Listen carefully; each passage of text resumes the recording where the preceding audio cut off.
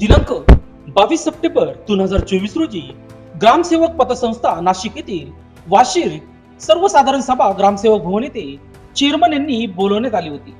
सभेचे कामकाज व्यवस्थितरित्या होऊ नये याकरिता सुरुवातीलाच साऊंड सिस्टीम, लाईट यांचा जाणीवपूर्वक व्यत्यय सभेत आणण्यात आला. त्यानंतर पतसंस्थेचे व्यवस्थापक सचिव सुनील शिरसाट हे असल्याने नियमानुसार इतिवृत्त हे शिरसाट यांनी लिहावे असा ठराव सर्वानुमते मंजूर करण्यात आला.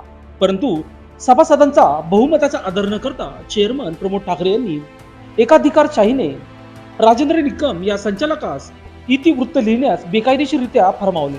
त्यानंतर चेअरमन ठाकरे यांनी घाईघाईने अहवालातील विषय पत्रिकेनुसार विषय 3 क्रमांक ते 14 स्वतःच वाचन करून त्यांनी स्वतःच एकतर्फी विषय मंजूर असल्याचे बेकायदेशीररित्या सभेत मोठ्या